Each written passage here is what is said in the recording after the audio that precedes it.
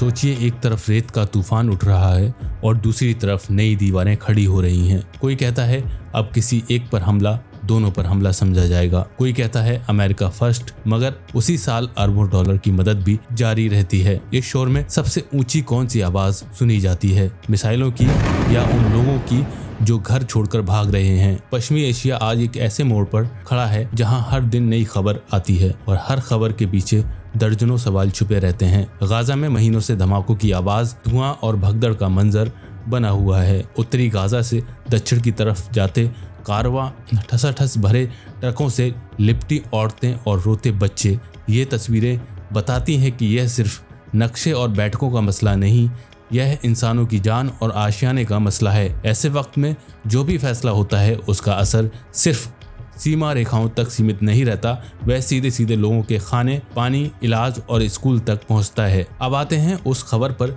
जिसने सबको चौंकाया। सऊदी अरब और पाकिस्तान के बीच पारस्परिक रक्षा समझौते की बात। कहा यह जा रहा है कि अगर किसी एक पर हमला होगा तो उसे दोनों पर हमला माना जाएगा। यह लाइन छोटी है मगर बहुत भारी है। इसका मतलब है डिटरेंस, यानी पहले से चेतावनी देने की, हम अकेले नहीं हैं। पाकिस्तान और सऊदी के रिश्ते पुराने हैं, ट्रेनिंग, रक्षा खरीद, जनशक्ति और आर्थिक रिश्ते। अगर यह रिश्ता औपचारिक सुरक्षा ढांचे तक बढ़ता है तो असर रियाद और इस्लामाबाद से आगे जाएगा। हिंद महासागर के रास्ते ऊर्जा सप्लाई और दक्षिणी एशिया की सुरक्षा नीतियों तक इसकी गूंज सुनी जाएगी। साथ ही यह अमेरिका और चीन के बीच चल रहे बड़े खेल से भी जुड़ता है, क्योंकि रियाद कई दिशाओं में कूटनीति करता है और पाकिस्तान का चीन से गहरा नाता है। असल तस्वीर तब साफ होगी जब आधिकारिक दस्तावेज और काम करने के तरीके सामने आएंगे, जैसे इंटेलिजेंस शेयरिंग, एयर डिफेंस तालमेल, समुद्री निगरानी और साइबर सुरक्षा के प्रोटोकॉल। वॉशिंगटन की तरफ देखें तो एक अजीब सा विरोधाभास दिखता है। डोनाल्ड ट्रंप का बयान आता है अमेरिका फर्स्ट, विदेश सहायता का दौर खत्म। यह लाइन चुनावी मंचों पर जोर से गूंजती है, लेकिन इसी के साथ खबर यह भी होती है कि 2025 में इजराइल को लगभग 4 अरब डॉलर की सैन्य सहायता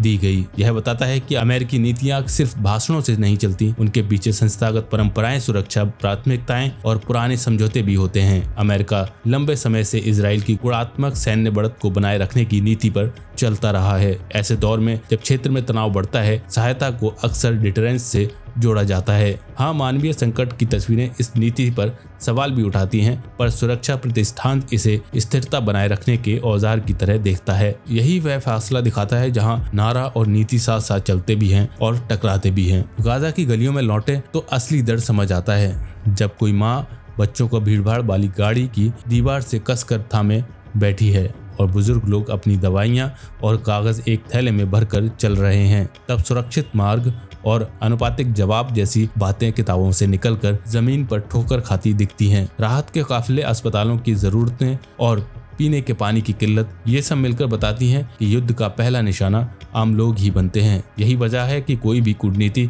बात तब तक अधूरी रहती है जब तक वह इंसानी ज़रूरतों के जवाब न दें। इस बीच ईरान के वरिष्ठ नेता अली लारिजानी की सऊदी क्राउन प्रिंस मोहम्मद बिन सलमान से मुलाकात भी अहम है। यह संकेत है कि दोनों बड़े खिलाड़ी बात करने के लिए तैयार हैं। तेहरान के लिए फिलिस्तीन सिर्फ राजनीति नहीं, पहचान का सवाल भी है। रियाद के लिए निवेश, विकास और स्थिरता सबसे ज्यादा जरूरी है। ऐसी मुलाकातें कभी प्रतीक भर लगती हैं, पर कई बार वह प्रतीक आगे चलकर असली बदलाव का रास्ता भी बना देते हैं। असली कसौटी हमेशा जमीन पर होती है। ड्रोन हमले कम हुए या नहीं, रातें शांत रहीं या नहीं, और बेघर परिवारों को रास्ता मिला या नहीं। सिनाई में मिस्र ने चीनी HQ-9B एयर डिफेंस सिस्टम तैनात किए जाने की रिपोर्ट भी ध्यान खींचती है। अगर यह तैनाती वैसी है जैसा कहा जा रहा है तो इसका मतलब है कि मिस्र सीमा पार फैलाव और भटकती हुई आग से बचाव के लिए अपना आसमान और मजबूत करना चाहता है।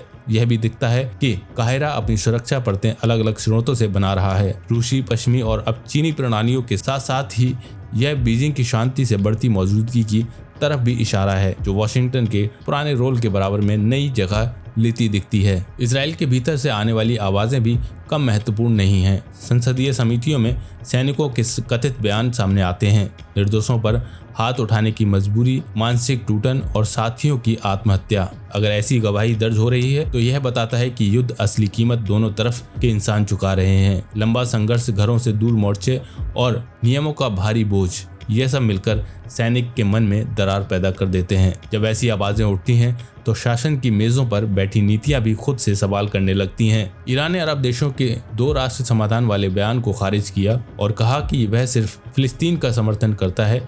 यह रुख बताता है कि तेहरान समझौते की बीच की राह पर नहीं, अपने वैचारिक केंद्र पर खड़ा है। इसका असर खेमेबंदी पर पड़ता है। ईरान में बाबक शाहबाजी नाम के शख्स को जासूसी के आरोप में फांसी देने की खबर भी उसी छाया युद्ध की मिसाल है जो कई सालों से चल रहा है। कभी साइबर हमले, कभी औद्योगिक तोड़फोड़, कभी समुद्र में टकराव। ऐसे कदम 2 संदेश देते हैं, भीतर के लिए सख्त चेतावनी की सुरक्षा पर कोई रियायत नहीं और बाहर के लिए संकेत के हर घुसपैठ का जवाब मिलेगा। इनके बीच में मानवाधिकार और न्याय की पारदर्शिता के सवाल भी उठते हैं और उठने भी चाहिए। अगर इन सभी धागों को जोड़ें तो 3 बड़ी रेखाएं साफ दिखती हैं।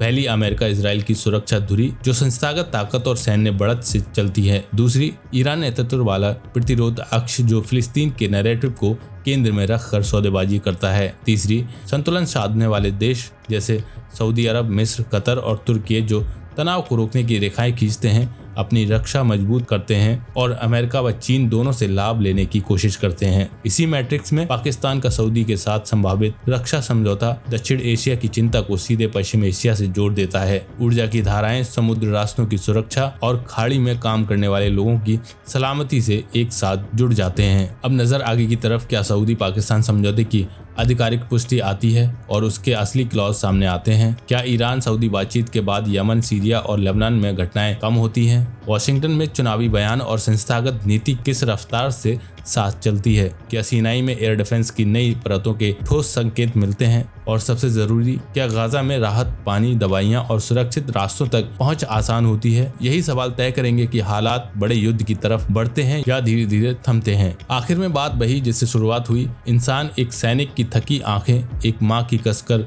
पकड़, एक कूटनीतिज्ञ की सोच में उलझे शब्द और एक मजदूर की रोजी रोटी, यही असल दुनिया है। सुरक्षा की असली परिभाषा टैंकों और मिसाइलों की धातु नहीं बल्कि लोगों की सांसों की गर्माहट है। अगर नीतियां इस बात को समझ लें तो नक्शे की रेखाएं अपने आप नरम पड़ने लगती हैं। तो सवाल खुला है, क्या सऊदी पाकिस्तान का संभावित रक्षा समझौता स्थिरता लाएगा या ब्लॉक राजनीति को और तेज करेगा? क्या 2 राष्ट्र मॉडल अब भी एक व्यावहारिक राह देख सकता है या कहानी अब किसी नई दिशा में चल पड़ी है? अमेरिका फर्स्ट नारों के बीच वॉशिंगटन तेल अवीव का रिश्ता कितना बदलता है? जवाब शायद तुरंत न मिले, मगर सही सवाल पूछते रहना ही अगली सुबह की रोशनी तक ले जाता है। अपने विचार कमेंट में जरूर बताएं और इस वीडियो को अपने दोस्तों के साथ शेयर करना ना भूलें। शुक्रिया।